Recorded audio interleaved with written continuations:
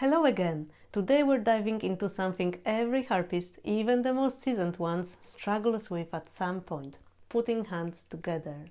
It sounds simple, 1 plus 1 equals 2, right? Until you're right in the thick of it and your right hand is off doing its own show while your left hand is having an existential crisis. So let's talk about the 5 big mistakes harpists often make when getting their hands to work together and how you can avoid them.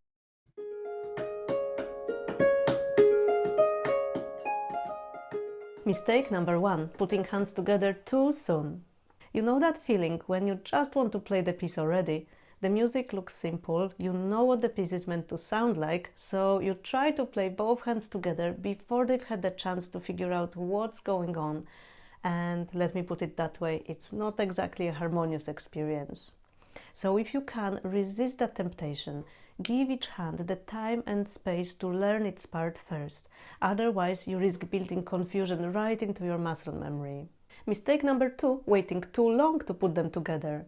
Now here's the flip side. Some of us want to perfect each hand before we even think about putting them together. Guess who's guilty of that, huh? But guess what? Your hands need to learn to talk to each other, and that only happens by bringing them together.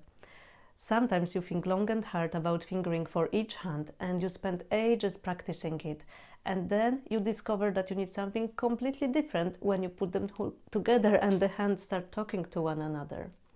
When and how exactly you put your hands together really depends on the piece. For some pieces, the texture means that the sooner you start putting hands together, the better. And for others, you need your hands to be pretty confident on their own before you even attempt to play any sections hands together. So it's important to be able to tell how to plan your way to coordinating hands and when to do it, so you can find that sweet spot between putting hands together too soon or waiting too long. Which brings us to mistake number 3, polishing the shiny object. This one happens all the time, especially when you've just started learning a new piece. It is so tempting to give all your practice love to the beginning. Maybe it's the familiar melody, or maybe it just looks a little bit simpler than what comes later, but whatever the reason, it becomes the section you keep returning to again and again, and then it turns into a bit of a loop that's hard to break. You start from the beginning because it feels comfortable, but when you hit a tricky spot later on, your focus slips, or you get distracted, or you get tired, so you stop. And next time, you start again from the top because that's what you always do. So the opening gets all the attention, it becomes more and more polished, and the rest of the piece gets somewhat left behind. And some sections never get the kind of focus practice you naturally have when your mind is fresh at the start of your session. So why don't you try mixing things up? I dare you to start with the tricky bit for once, or begin at the end.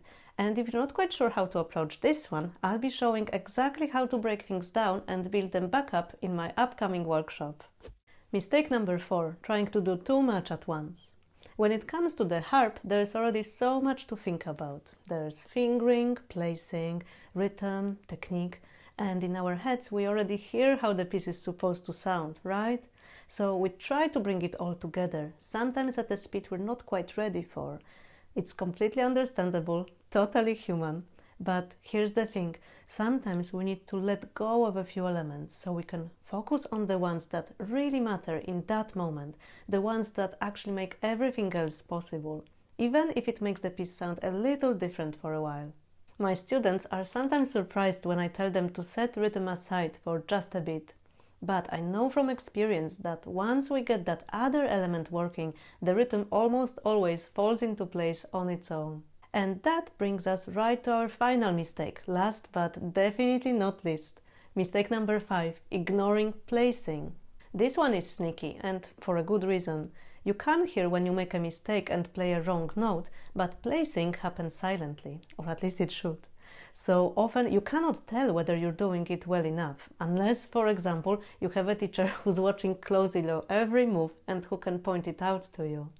These silent mistakes can have big consequences. They can throw off your timing, your sense of control, and your ability to feel confident when playing hands together. Sometimes it can even make you blame one of your hands for not knowing its part well, while the real problem is actually elsewhere. So if you haven't given much thought to your placing yet, now is the time to start. And if you're not sure where to begin, or maybe you've never really practiced placing before, which is okay, I'll take you through some really useful exercises and strategies in my upcoming workshop. So if any of those mistakes felt a little too familiar, don't worry, you're not the only one. In my new workshop, Making Hands Work Together, we'll walk through practical, doable strategies to help your hands coordinate more confidently, with less frustration and more flow. Just follow the link in the description to sign up and be the first to know all the details. Let's make your hands friends again. I'd love to see you there. Take care in the meantime. Bye!